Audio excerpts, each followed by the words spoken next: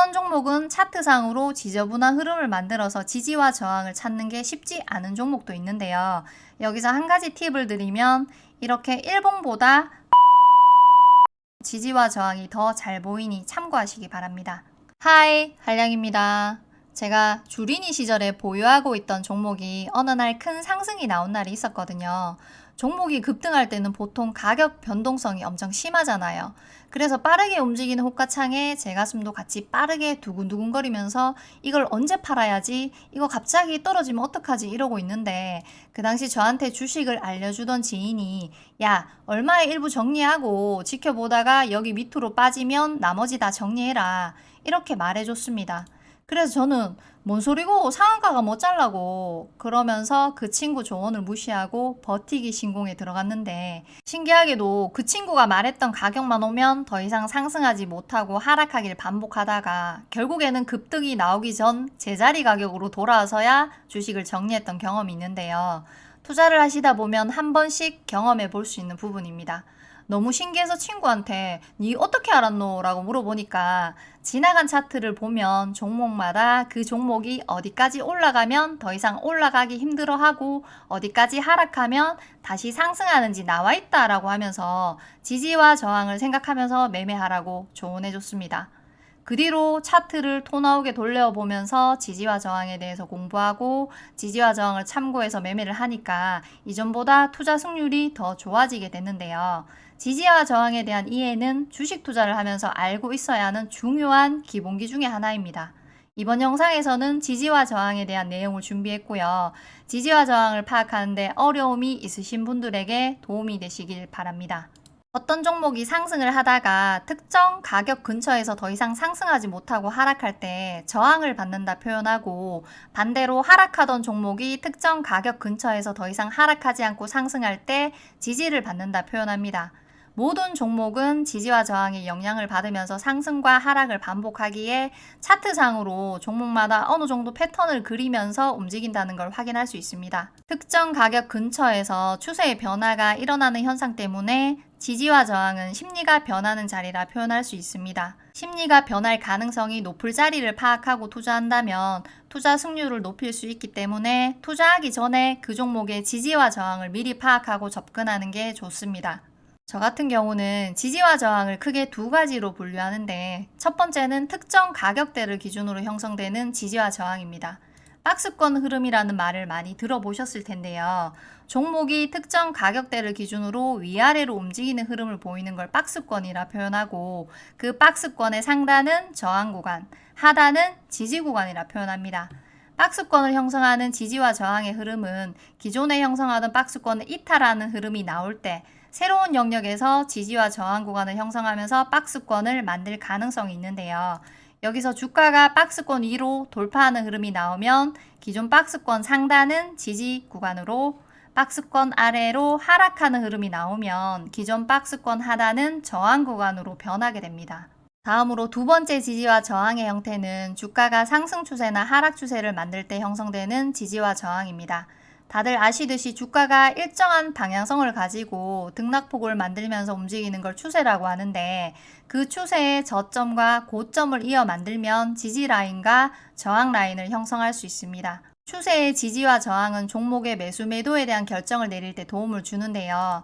예를 들어서 여기서 매수를 해서 수익 중인 종목이 잘 상승하다가 이렇게 지지 추세를 이탈해서 하락하는 흐름이 나오거나 반대로 저항 추세를 돌파해서 상승 흐름이 나올 때 보유 종목의 매도를 생각해 볼 수 있습니다. 이런 추세의 지지와 저항은 제 경험상 시가총액이 커서 움직임이 무거운 종목들에서 비교적 쉽게 파악할 수 있는 흐름인데요. 시가총액이 무거울수록 한번 방향성을 정하면 그 방향성을 유지하려는 성격이 강해서 추세의 지지와 저항이 눈에 잘 보이는 것 같습니다.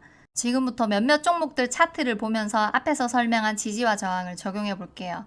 최근 큰 상승이 나온 이수화학 차트입니다. 차트상으로 지지와 저항을 파악할 때는 차트를 긴 기간으로 늘려서 보면 종목의 전체적인 흐름을 파악할 수 있어서 좋은데 너무 예전에 만들어진 주가 흐름은 현재 주가 흐름에 영향을 줄 가능성이 적기 때문에 직전 1, 2년 정도까지의 흐름만 파악해도 큰 문제가 없습니다.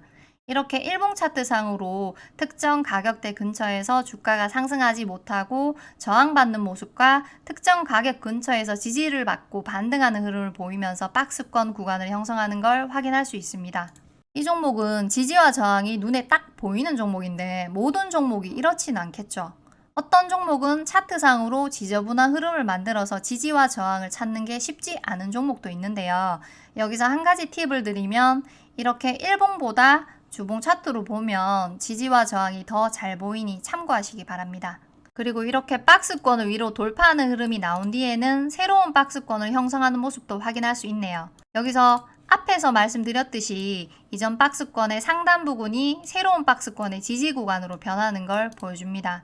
지지와 저항을 매매에 적용해보면 주가가 이렇게 상승해서 고점을 형성하고 하락할 때 이전 박스권 상단의 지지를 기대하고 이 구간에서 매수를 진입해 볼 수 있고 이 구간에서도 다시 한번 지지를 기대하고 매수를 진입해 볼 수 있겠네요. 매도 시점은 다들 아시겠지만 고점을 형성했던 구간에서 매도를 결정하면 되는데 지금은 고점을 돌파해서 새로운 박스권을 형성하는지 지켜봐야 할 상황이네요. 다음은 화신입니다. 이 종목도 비교적 지지와 저항이 눈에 잘 보이는 종목이네요. 그리고 이 종목에서는 노란색으로 표시한 추세에 대한 지지 흐름도 파악해 볼 수 있습니다. 그리고 여기서 보시면 이렇게 지지 라인을 이탈한 흐름도 찾아볼 수 있는데요. 주식은 살아 움직이는 생물과 같아서 그 당시 시장 상황에 따라서 어느 정도 오차가 발생할 수 있습니다. 그러니까 명확하게 딱딱 떨어지는 흐름을 기대하기보다는 어떤 기준을 정해두고 위아래 오차 범위까지 생각하는 하나의 구간으로 접근하는 게 좋습니다. JNK 히터도 눈에 딱 보이는 박스권 지지 저항과 추세의 지지 저항을 확인할 수 있습니다. 그리고 지지와 저항은 일정한 기간을 두고 이벤트가 발생한 종목에서 아주 좋은 무기가 될 수 있는데요. 그중 대표적인 게 정치 테마주입니다. 다들 아시는 대선 테마주 안랩인데요. 이 친구는 대통령 선거 이벤트를 기준으로 일정한 등락폭을 형성하는 종목입니다. 그러니까 중장기 투자를 하기에 아주 좋은 종목이 될 수 있습니다. 그리고 3월 2주차 한량종 관심 종목에 있었던 금비입니다. 이제 제가 금비를 왜 관심 종목으로 선정했는지 아실 것 같은데요. 주봉 차트나 일봉 차트 상으로 의미 있는 지지 구간에서 주가가 바닥을 다지는 흐름을 보여주고 있어서 한번 반등이 나올 가능성이 있을 거라 생각해서 관심 종목으로 선정했는데 예상했던 것처럼 좋은 흐름이 나와서 다행입니다. 캠트로스도 의미 있는 지지 구간에서 반등이 나온 모습을 확인할 수 있고 성우하이텍은 여기 박스권을 돌파해서 다시 이 구간 박스권 영역으로 복귀한 모습이네요. 대부 마그네틱은 앞에서 말씀드린 추세의 지지를 아주 잘 보여주는 종목입니다. 시가총액이 5천억 정도 되는 종목인데 주봉 차트상으로 눈에 딱 보이는 지지 라인을 형성하면서 2020년부터 우상향을 하고 있는 종목이네요. 대부 마그네틱과 마찬가지로 SPG도 추세의 지지를 보여주는 종목입니다. 이런 종목은 추세 이탈만 발생하지 않으면 수익 매매로 끌고 가기 좋은 종목이겠죠. 마지막으로 모아 데이터도 추세의 지지를 잘 보여주는 종목입니다. 그리고 지금까지 종목들을 살펴보면 눈치채신 분들도 있겠지만 저는 가격이 딱딱 떨어지는 라운드 피겨와 지지 저항을 접목시키고 있습니다. 라운드 피겨 가격은 세력뿐 아니라 개인 투자자들에게도 심리적으로 의미 있는 가격대라서 라운드 피겨 가격 근처에서 지지와 저항이 자주 발생합니다. 정리를 해보면 지지와 저항은 크게 박스권 지지 저항과 추세의 지지 저항으로 분류해 볼 수 있고 지지가 깨지면 저항으로, 저항이 돌파되면 지지 구간으로 변하게 됩니다.